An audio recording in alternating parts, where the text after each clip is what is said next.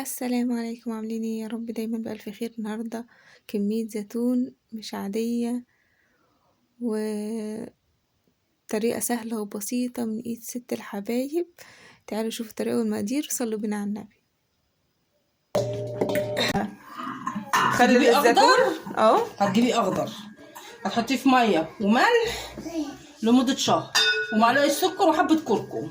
ماشي. على لتر ميه معلقتين ملح كبار. تمام. وهتسيبيه شهر. ماشي.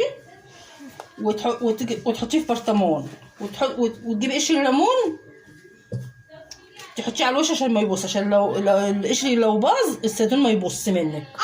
وبعد شهر هتاخدي القشر ده هترميه وهتعملي ايه؟ هتجيبي جزر مبشور اهو، جزر مبشور اهو. ماشي. وربطة كرفس وشوية كركم وشوية عصفر وحبة البركة وهتحطيه كده اهو. ماشي. ماشي كده اهو، كله كده اهو. ماشي اهو. وفلفل مطحون. هاتي بقى الفلفل المطحون كده. فلفل ايه؟ كده اهو. ماشي يا منى كده بصي اهو كده. ماشي كده اهو. فلفل ايه المطحون ستي اهو. ماشي. ده فلفل كده اهو. ده اللي جميل. ده كله كده في قلب بعض. عليه الجزر والعصفر وحبه البركه والكرفس وقلبناه كله في قلب بعض. ماشي. هروح معبينه ايه في البرطمان كده اهو. حطي البرطمان هنا اهو. ماشي يا ستي. رائع جامد على فكره.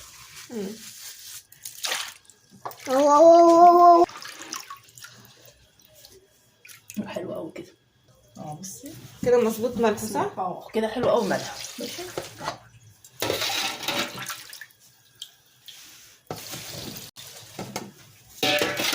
هنعبيه بقى كله ونرجع تاني. هنا هنحتاج ميه تاني فهنزود ميه تاني. لازم نغطي السطح كله ميه. ايوه لازم.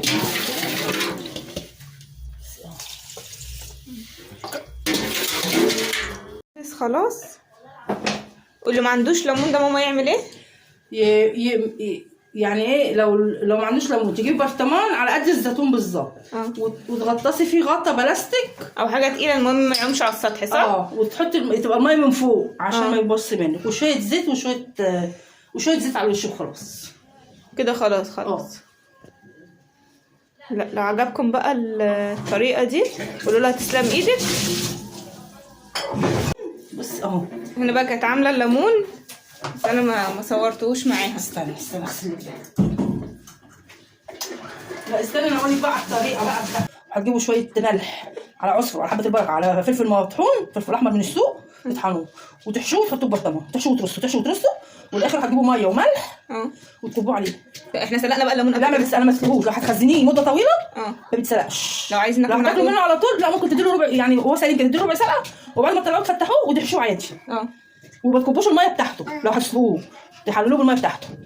تحفظه يعني؟ تحفظه. بس عشان انا بيه ده عشان انا مش سلقاه فجبته فتحته وجبت فلفل مطحون وعصفر وحبه البركه وملح وقطعته 4/4 وحشيته ورصيته ببرطمان وجبت ميه وملح وحطيته عليه. وبصوا اهو. بصوا اهو. بصوا الميه بتاعته حمرا ازاي، معلوش حاجه من فوق بس مغطساه، جايبه غطا بلاستيك بتاع السمنه وحطاه عشان الميه تطلع فوق عشان ما يبص منك الليمون. والفلفل نفس النظام. الفلفل ده بقى نوع اسمه نوع غريب مش عارفه اسمه نوع ايه كده في السوق بتاع التخليل، بتلاقيه في المحلات وبتلاقيه في السوبر ماركت. الفلفلات اللي بتبقى ده بتاع التخليل اساسا.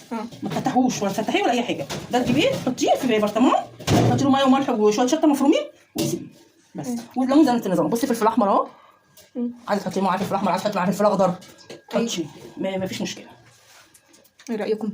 دي بقى طريقه الفلفل الليمون وطريقه الزيتون. ولو عجبكم الفيديو يا ريت الاشتراك واللايك وايه كلمه حلوه لست الكل. يلا تسلم ايدك.